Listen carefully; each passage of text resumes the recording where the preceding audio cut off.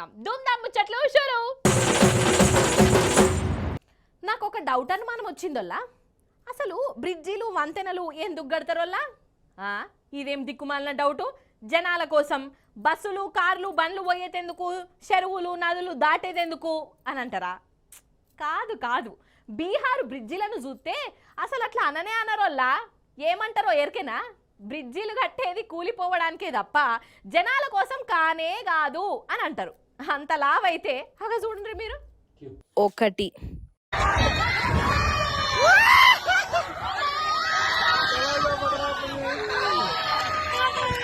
2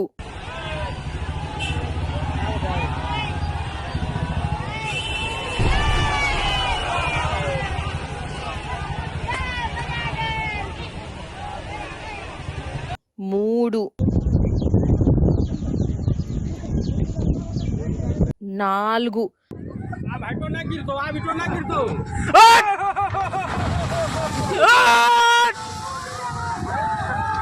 అయ్యయ్యో 5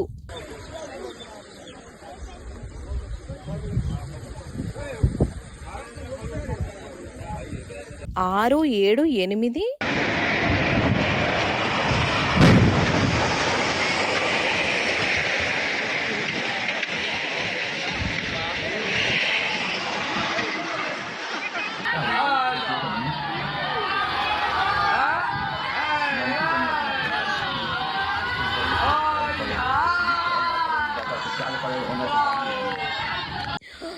ఓయమ్మనే 9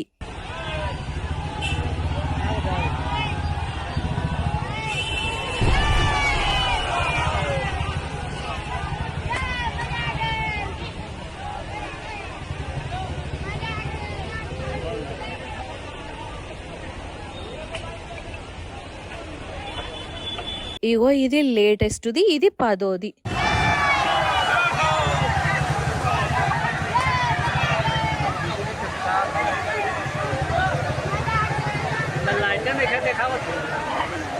చూసిర్రా, ఒక బ్రిడ్జిని రకరకాలుగా చూయించిర్రు అనుకోగల.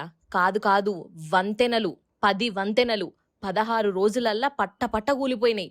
ఎన్నో ఎరికే కదా. గా బీహార్లనే కూలేతెందుకు ఇంకా కొన్ని లైన్లలో కూడా ఉన్నాయట నువ్వు. ఇప్పుడు బీహార్ అంటే బ్రిడ్జిలు కూలే రాష్ట్రం అన్నంత పేరు పోతాంది కాదా మరి. 15 రోజులల్లనే 16 రోజులు 10 వంతెనలు కండ్ల ముందే ఇగో కూలిపోతున్నాయి. ఎందుకు కూలిపోతున్నాయో మీకు నేను సపరేట్గా చెప్పాలనా? అగో బీహార్ పిల్లగాడే ఇంకో బ్రిడ్జ్ కాడికి పోయి మరి పూసగుచ్చినట్టు అరటిపండు ఒలిచినట్టు చెప్తాండు. భాష అర్థం కాకున్నా ఈయన బాధనైతే అర్థమైతది. చూడుర్రి. नीतीश कुमार का पुल है, देख सकते हैं. ये देखते हैं, अभी हम लोग लखीसराय के पुल पर है. दिखाइएगा एक बार भाई साहब, पुलवा कितना बड़ा है. और इसका जड़े में इस तरह हाथ घसने से ना गिट्टी अगर आपको गिट्टी की जरूरत है तो आइए लखीसराय और इस तरह चुनिए और घर ढालिए अपना. कहीं खरीदने का कोई जरूरत नहीं, आइए ले जाइए गिट्टी. చూసిర్రా, ఇగో గిట్లా కట్టిర్రట సర్కారోళ్ళు. ఓరేయ్ నాయనా, నువ్వు ఆ బ్రిడ్జి కింద ఇట్లా చెప్తుంటే నాకు భయం అవుతుంది. అది కూడా ఊలేటట్టే ఉన్నది, నీ నెత్తి మీద పడేటట్టే ఉన్నది. జర పక్కకైతే జరుగు. మొత్తానికి 15 రోజులల్లా విజయవంతంగా వంతెనలు కూలిపోయినాయి అంటే వీటిని కట్టిన కాంట్రాక్టర్లను, కట్టించిన సర్కారోళ్లను గిన్నీస్ బుక్లకు ఎక్కియవలసిందేపో. అంతే కదా నొల్ల మరి. అస్సలు నన్ను అడిగితే కూలిపోవడానికే కట్టినట్టున్నది ఈ వంతెనలు. గట్లున్నది వాళ్ళ పనితనం.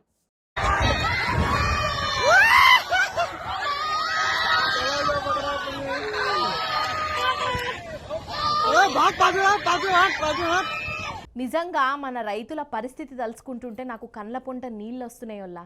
మన తెలంగాణ మనకొచ్చినాక మన రైతుల పరిస్థితి ఎట్లుండేనోల్లా? రందులు లేకుండా రాజులు లెక్కున్నారు.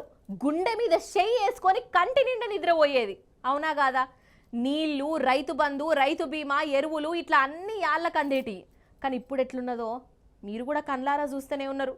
దేశానికే అన్నం పెట్టిన మన తెలంగాణ రైతుకు ఇప్పుడు పురుగుల మందే పెరుగన్నం లెక్క మారింది. అగ చూడుండ్రి. నిజం చెప్తున్నా, కేసీఆర్ సార్ పాలనకు ఇప్పటి షెయి పార్టీ పాలనకు నడమ ఉన్న ఫరకేందో కండ్లకు కట్టినట్టు కనబడుతున్నదోల్లా. మన రాష్ట్రం మనకు రానప్పుడు పరిస్థితి ఎట్లుండెనో అగో మళ్ళా గట్ల తయారైంది. ఓ దిక్కు వ్యవసాయం కష్టాలు, ఇంకో దిక్కు ఈ షెయి పార్టీ లీడర్ల రుబాబుతోని రైతులు బలిమీటికి పానాలు తీసుకుంటుండ్రు. అగో ఈడ చూడుండ్రి, నిన్నటికి నిన్న ఖమ్మం జిల్లాల ప్రభాకర్ అనే రైతన్న పురుగుల మందు దాగి జీవిడ్చిండు. ఈ షెయి పార్టీ లీడర్లు ఈయన పొలం మీద కన్నేసిర్రట. కబ్జా చేసే కుట్రేషం వేసిర్రు. ఆఫీసర్లకు కంప్లైంట్ ఇచ్చినా పాపం పట్టించుకోలే. ఇక పురుగుల మందు తాగిండు. బోజెట్ల వీరభద్రే, బోజెట్ల ప్రభాకరు అలాంటి మా పొలాన్ని పొక్కులేళ్లతో నా పొలాన్ని నాశనం చేశారయ్యా. నాకు ఈ మందేశారను అయ్యా, రెండు ఆలోచన కూడా ఏమీ లేదయ్యా. నా పొలాన్ని సర్వనాశనం చేసి వదిలేశారయ్యా. మన ఎంఆర్ఓ గారికి చెప్పారయ్యా, ఎంఆర్ఓ గారు చెప్పినా కూడా ఏం ప్రయోజనం లేకుండా పోయిందయ్యా. మరి ఎస్ఐ గారికి చెప్పాయా, ఎస్ఐ గారికి చెప్పినా కూడా ఏం ప్రయోజనం లేకుండా పోయిందయ్యా. ఇవాళ మరి అటు తిరిగి ఇటు తిరిగి కలెక్టరేట్కి వచ్చానయ్యా. కలెక్టర్ గారికి వెళ్దాం అనేసరికి టైం అయిపోయింది అన్నారయ్యా. నాకు ఏరే చరణం ఏమీ లేదయ్యా. ఈ మందు బుడ్డి తప్ప రెండు ఆలోచన కూడా నాకు ఏమీ లేదయ్యా. నాకు వేరే గచ్చింత్రం కూడా ఏమీ లేదయ్యా. ఈ మందు బుడ్డే నాకు శరణం అయ్యా. రైతు వారికి అందరూ దయవంచి, నా అందు దయవంచి ఇది మన ముఖ్యమంత్రి గారికి, మన బట్టి విక్రమార్క గారికి చేరాలని దయచేసి నా వందుగా కోరుకుంటున్నానయ్యా. ఇక ఇదే ఖమ్మం జిల్లాలో ప్రభాకర్ అనే రైతు కూడా బేస్తారం నాడు పురుగుల మందు తాగిండు. ఇక ఈయన భూమిని షై పార్టీ లీడర్ కబ్జా చేసి ట్రాక్టర్లతోని దున్నబోయిండట. ఇక నడిమిట్లకు పోయి అడ్డం పట్టాడట. అయినా వాళ్ళు ఆగలే, పురుగుల మందు తాగిండు. ఎంత ఘోరముల్ల ఇది.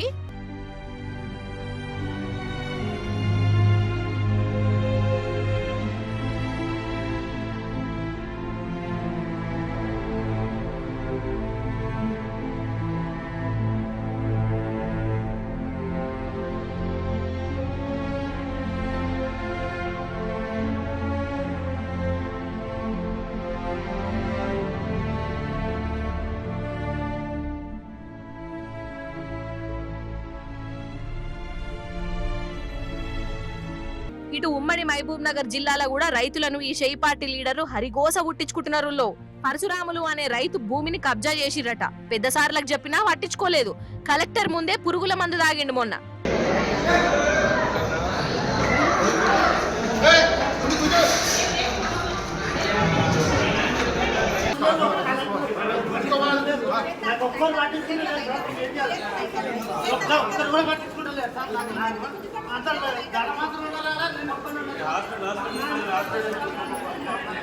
చూసిన రానోళ్ళ ఎంత అవస్థ పడతాన్రో రైతులు. ఓ దిక్కు కండ్ల ముందే రైతులకి ఇట్లా పానాలు మీదికి తెచ్చుకుంటుంటే మన సర్కారుకు చీమ గుట్టినట్టు కూడా ఉంటలేదు. అసలు రైతుల బాధ ఏంది, వాళ్ళ అవస్థ ఏంది తెలుసుకోవాలనా అద్దా? అసలు పట్టించుకుంటోట్టు. ఇదేనా ఇందిరమ్మ రాజ్యం? ఇదేనా రైతు రాజ్యం? ఇదేనా మార్పంటే? ఇందుకేనా షై పార్టీని గెలిపించింది అని రైతులు గరానికి వస్తున్నారోల్లా.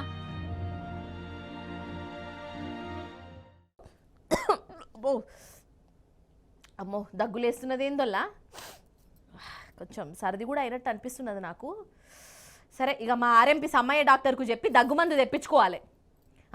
అయితే మనకు దగ్గులేస్తే గిట్లనే గోళీలు మింగుడో లేకుంటే టానికులు తాగుడో ఏత్తం కదనోల్లా. అయితే ఇట్లా దగ్గులేసుడు, సర్ది ఉట్టుడు మనకే కాదు పాములకు కూడా అవుతుంటాయి. అవి కూడా టానికులు తాగుతుంటాయి. అరే అవ్వంటేనోల్లా అగ చూడుండ్రి కావాలంటే. వామ్మో, పాము చూసిండ్రా? భయమైతుందా నొల్లా? ఇది భువనేశ్వర్ పాము. నాగుంబాము ఉన్నట్టున్నది కదా. నాగుంబామే. అమ్మో, అది టానిక్ సీసా మింగుతా అదోలా టానిక్ సీసా దగ్గుటానికట. ఇక ఈ పాము ఏడ దొరకబట్టుకున్నదో ఎట్లా కన్నేసిందో గాని రయ్య రయ్య ఉరికొచ్చింది. అగడు పడ్డట్టే నోట్ల పెట్టుకున్నది. అంటే దీనికి ఇట్లా దగ్గులేసిందా ఏంది? దగ్గుమందు సీసా మింగుతాంది. అది సీసా మింగుడేందో గాని దానిది ఒగావస్థన నోట్లనే ఇరుక్కబోయింది. లోపలికి ఓవుడు లేదు, బయటికి అచ్చుడు లేదు. పాపం దానికి మొస మరుతలేదు. అవునే పాము, నీకు దగ్గులేస్తే సీసను మింగాలని ఎవ్వరు చెప్పిండ్రే నీకు? ఇప్పుడు చూడు నీ కథ ఎట్లయిందో. దగ్గుమందు కోసం తన్లాడితే ఇప్పుడు నీకు దమ్ము కూడా తీయొస్తలేదాయే.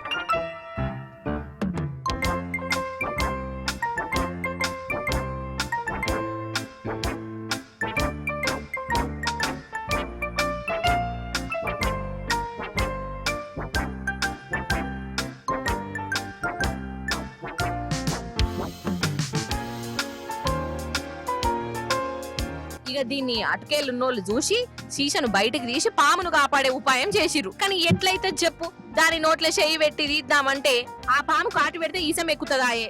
అందుకే ఇగో దాని బుండికాయను ఇగో ఇట్లా మెసిలిత్తుండరు. మరి బయటికి వస్తుందో?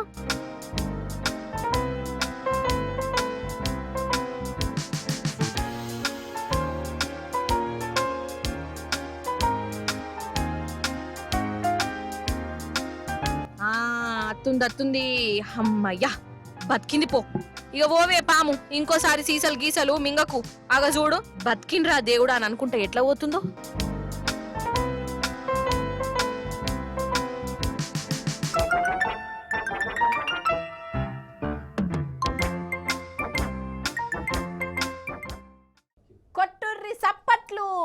దునియాను గెలిచొచ్చిన వీరులకు ఎయ్యుర్రి వీరతాళ్ళు.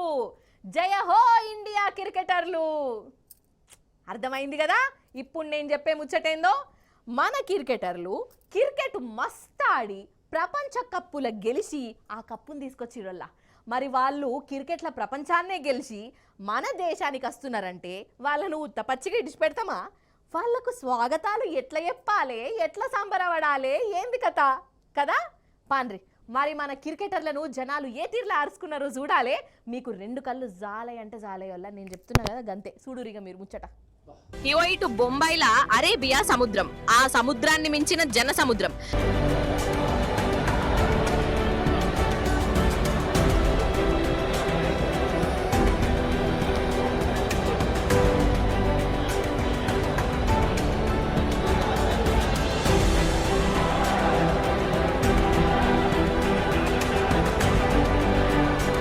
మన క్రికెటర్లకు స్వాగతాలతోని శనార్థులు చెప్పేందుకు వచ్చిన జనాలు వీళ్ళంతా. ఆగ చూడుండ్రల్లా వర్షంలో కూడా ఎంత కిటకిటలాడుతున్నదో. 2 కళ్ళు జాల్తనే జాల్తలేవు కదా.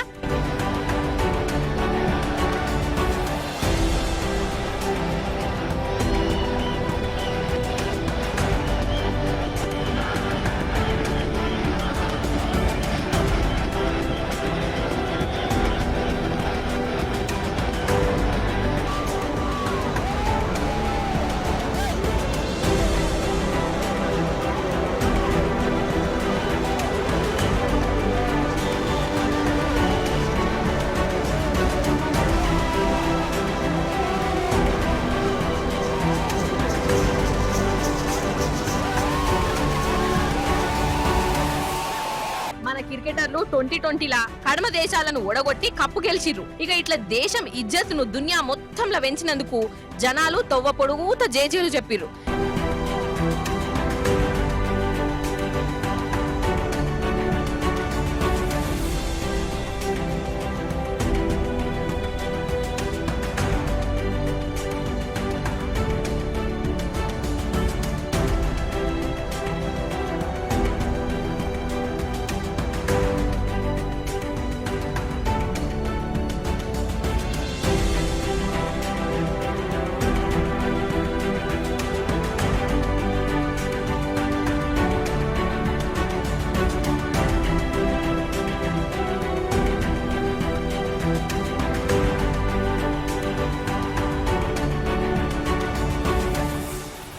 ఇటు మన ప్రభుత్వం తరపున కూడా వాళ్ళను మంచిగా అరుచుకున్నారు. వాళ్ళ ఇగో విమానంలో అత్తాన్లు చూడవు మన క్రికెటర్ల వీరులు.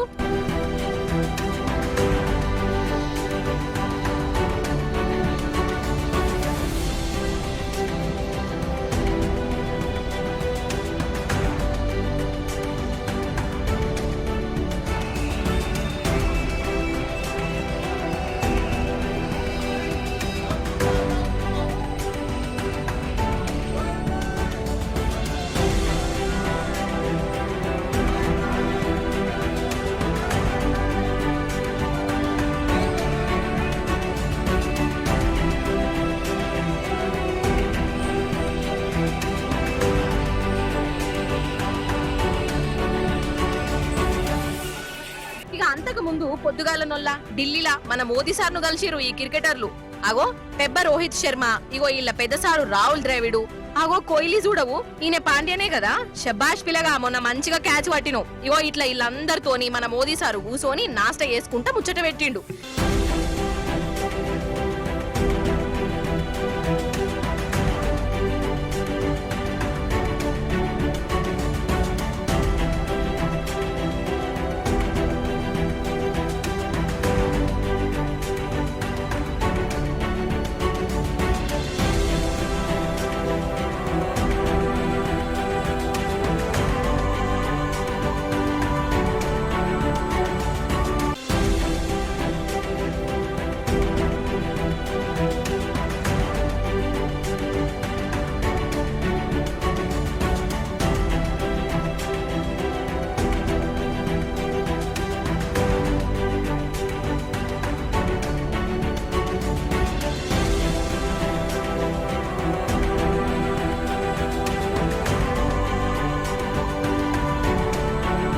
కానీ ఈ జనాలను చూస్తా అంటే నాకైతే పరిశాన్ అనిపించిందోల్లా. క్రికెట్ మీద మన జనాలకు ఎంతగానం పాయరం ఉన్నదో, మన ఆటగాళ్లు గెలిస్తే వాళ్ళు ఏ తీర్ల సంబరపడతారో మల్లో మల్క లోకమంతా చూసింది కదా. అన్నట్టు ఇప్పుడు మనం మంచిర్యాలకు పోదాం. పాండ్రోళ్ళ మంచిర్యాలకు ఎందుకంటారా, అక్కడ ఒక కుటుంబము కండ్ల పొంట నీళ్లు పెట్టుకున్నది, ఆఖరి కార్యం చేస్తున్నది. పాండ్రి, మరి మనం కూడా పోయి ఆ కుటుంబాన్ని ఓదార్చేసి వద్దాం రాండ్రి. పాపం ఆ గోయి అన్న బాధ చూస్తుంటే నాకు కూడా ఏడుపొస్తుందిలా. అన్నట్టు ఈయన పేరు సీను, ఎన్నో ఏళ్ల సంధి ఆవులను సాదుకుంటుండు. అయితే ఏమైందో ఏమో గాని పుంగనూరు జాతి ఆవు జీవి విడిచింది. ఇన్నాళ్ళు కంటికి రెప్పలేక కాపాడుకున్న జీవి కండ్ల ముందే పానాలు పోయే వరకు ఈ కుటుంబం బాగా తనలాడింది. కండ్ల పుట్ట నీళ్లు పెట్టుకున్నారు. ఇంట్లో మనిషి పోతే ఏ తీరులో ఆఖరి కార్యం చేస్తారో ఈ గోవు కూడా గట్లనే చేసిరు. అగో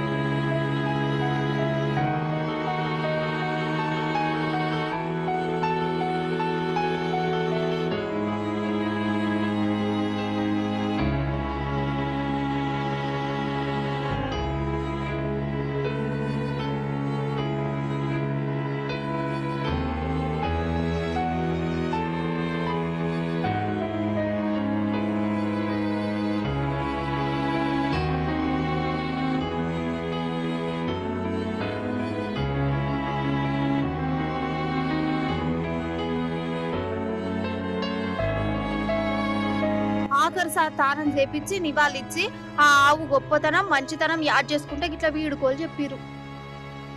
ఇవన్నట్టోళ్ళ ఇయాల్టి ముచ్చట్లు. మళ్ళీ రేపు వస్తుంది కదా మీ మల్లీశ్వరి, అప్పుడు వచ్చేటప్పుడు ఇంకిన్ని ముచ్చట్లతో కలుస్తుంది. అప్పటిదాకా మీరైతే చూస్తూనే ఉండి టీ న్యూస్. నేనుంటా మరి. నమస్తే, టాటా.